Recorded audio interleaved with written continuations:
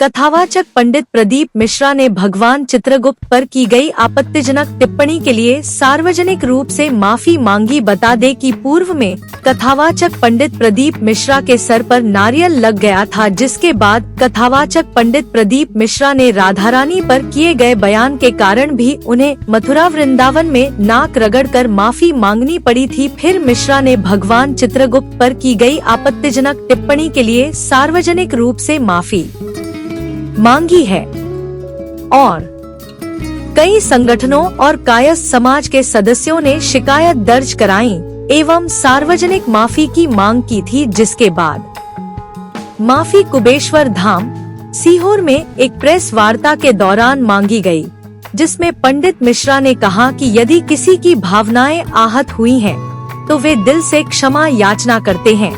अब देखना यह है कि जगत गुरु डॉक्टर स्वामी सच्चिदानंद चित्रगुप्त ने कहा था, प्रदीप मिश्रा के बचे हुए बाल जूते से साफ करूंगा। क्या अब जगत गुरु डॉक्टर स्वामी सच्चिदानंद चित्रगुप्त कथावाचक पंडित प्रदीप मिश्रा को माफ करेंगे, या जो उनके द्वारा कहा गया था कि प्रदीप मिश्रा के बचे हुए बाल जूते से साफ करूंगा? हम सभी शिव भक्तों को ऐसा नहीं कि किसी समाज को या किसी अन्य किसी भी व्यक्ति को कोई बात कही गई हो। देवताओं का क्रम था।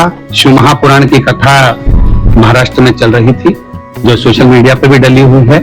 उसमें यमराज, चित्रगुप्त महाराज और भगवान शिव की एक भक्ति का प्रसंग चल रहा था।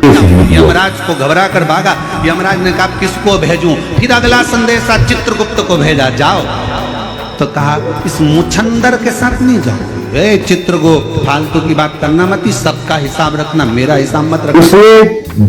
यमराज को घबरा कर भागा। यमराज ने कहा किसको भेजूं? फिर अगला संदेशा चित्रगुप्त को भेजा, जाओ। तो कहा इस मुछंदर के साथ नहीं जाओ। चित्रगुप्त, फालतू की बात करना मत, सबका हिसाब रखना, मेरा हिसाब मत रखना। उसमें भी अगर किसी व्यक्ति विशेष को भी, यदि समाज को भी हमारी वाणी से अगर कोई ऐसा शब्द लग रहा है कि गलत हुआ है या गलत बोल गए हो, और हमारी वाणी से अगर किसी के हृदय को भी ठेस पहुंची हो, तो मैं क्षमा चाहता हूं। किसी के हृदय को ठेस पहुंचाना कभी शिव महापुराण नहीं जानती।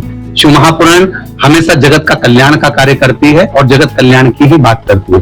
फिर भी अगर मेरी वाणी से या शिव महापुराण के किसी शब्द से किसी भी समाज को, किसी वर्ण को, किसी व्यक्ति को अगर कोई ठेस पहुंचती है, तो मैं उसके लिए क्षमा चाहता हूँ। श्री शिवाय नमस्तु।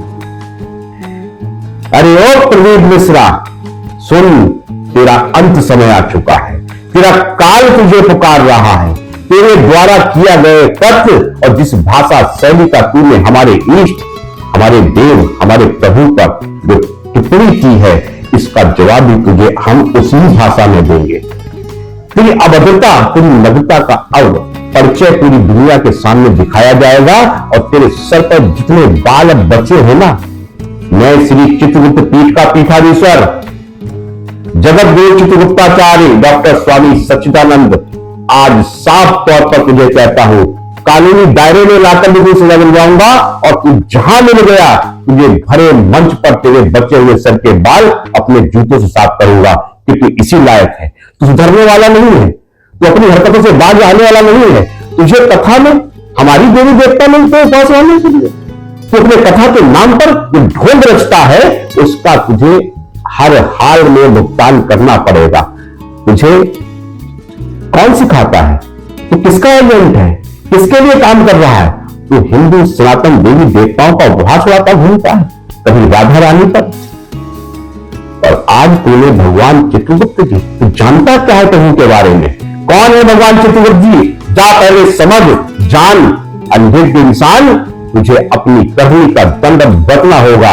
और महाकाल की सौगंध भगवान चित्रगुप्त जी की, तुझे अगर तेरी इस करनी का दंड नहीं दिया, तो मैं अपने आप को इस दुनिया से ही मिटा दूंगा। जब तक तेरा हर्ष नहीं समाप्त कर दूंगा, तब तक शांत नहीं बैठूंगा।